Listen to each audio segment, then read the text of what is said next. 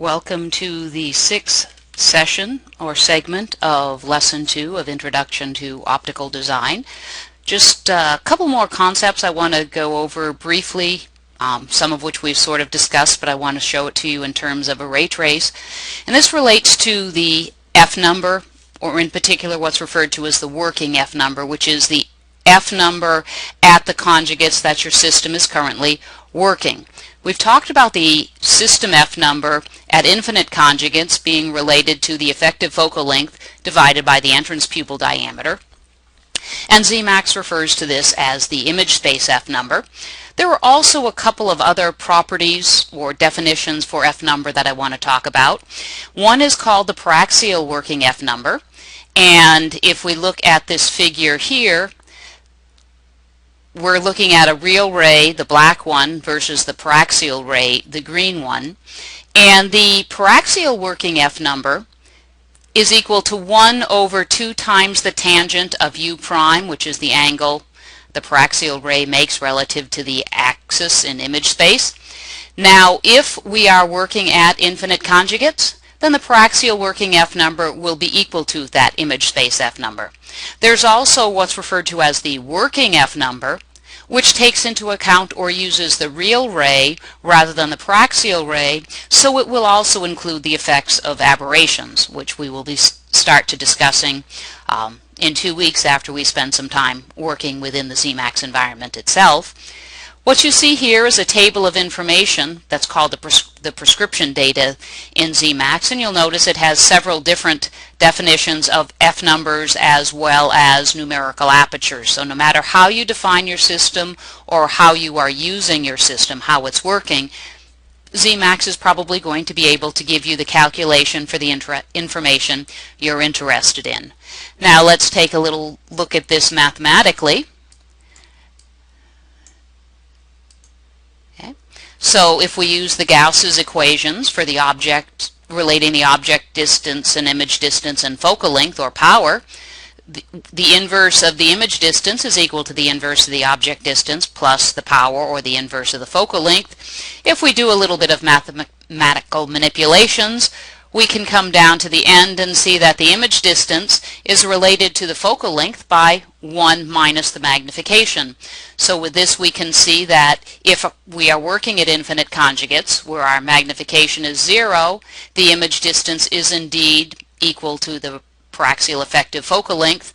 Otherwise, if we're not at infinite conjugates, our paraxial working F number is related to this paraxial or idealized image space F number times 1 minus the magnification. So I think that's about it for sort of first order properties for now. Let's start talking about some real systems, and let's start by talking about lenses and the shapes of lenses.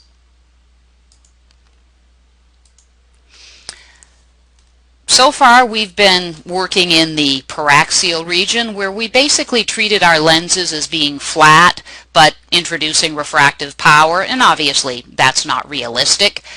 We've also talked about the power of a surface of the lens and its relationship to the change in index and the curvature. For a thin lens, we've seen that effectively the power is the sum of the surface powers. In this particular case, again, thin lens means ignore the thickness. But if we look at this, if we define the media our component is made of, we define the world around it, for instance, air or water, the index properties are defined. The only things left are the two curvatures, or the two radii, depending upon how you want to think about it.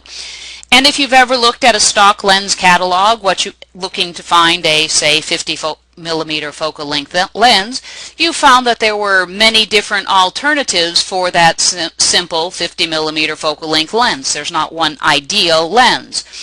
You might see lenses that are effectively made of the same material, look to be about the same size, but the radius combinations vary. You may see plano-convex or plano-concave lenses, so only one curved side. You may have meniscus lenses where the curvatures of the sides are different. You might have symmetric lenses where the curvatures of the two sides are equivalent opposite in sign but equal in magnitude. And of course, when you position the lens in your optical system, you can position it either way. Obviously, the symmetric lens doesn't matter, but the meniscus lens or the plano lens can be oriented in either direction in your system. And why, and does it make a difference? And the answer is, of course, absolutely it makes a difference. Depending upon how you position the lens in the system, you will get different aberrations introduced by that component. We have a concept that's called the shape factor, and the shape factor is basically the sum of the radii divided by the curvatures, the sum of the radii divided by the difference of the radii. Also could be defined in terms of curvatures, but here are some simple shape factors, and what we see is -2, -1. A shape factor of 0 is a symmetric lens. A shape factor of ±1 is a plano lens, depending upon the orientation. And then the -2, we can see that the curvatures are different, but 2 and -2 is simply rotated along relative to the optical axis. Most lenses that we'll see in optical systems are spherical. There are going to be some situations where we have non-spherical, aspheric surfaces, and typically they may be conics. Conic surfaces are very commonly used in telescope designs. When we talk about a conic surface, we're talking about something defined by a conic constant, typically referenced using the letter kappa. A spherical surface has a conic constant of 0, so typically we ignore the conic constant in a sphere. A parabola has a conic constant exactly -1. A hyperbola has a conic constant more negative than -1. And an ellipse has a conic constant greater than -1, and we might say not equal to 0, but in reality a sphere is simply a specific case of an ellipsoid. Aspheric surfaces are defined by higher order departures from sphericity. We will talk about those later on in the class and in the advanced optical design class, but for now we want to keep it somewhat simple. Now there are other types of optical surfaces as well, but spherical surfaces, conic surfaces, some higher order aspheres predominate, so we're going to limit our discussion to those surface shapes for now. In terms of ray tracing, the important parameter is what's called the sag. And the sag is simply the distance of the lens surface from the vertex. And as you can see in the case of this surface here, as we move across the aperture, in height y if you will, or we could think of it radially in r, the sag changes. And the sag can be defined as a function of the radius of curvature. Exactly it is equal to this form, but what we can do is expand it using a binomial expansion. As you can see, the sag is usually small compared to the radius, so we can expand this out, and we can see that effectively the sag is simply equal to the square of the position in the aperture, so the aperture height, divided by 2 times the radius. Again, most optical surfaces are spherical. Why? Because they're very easy to manufacture or polish.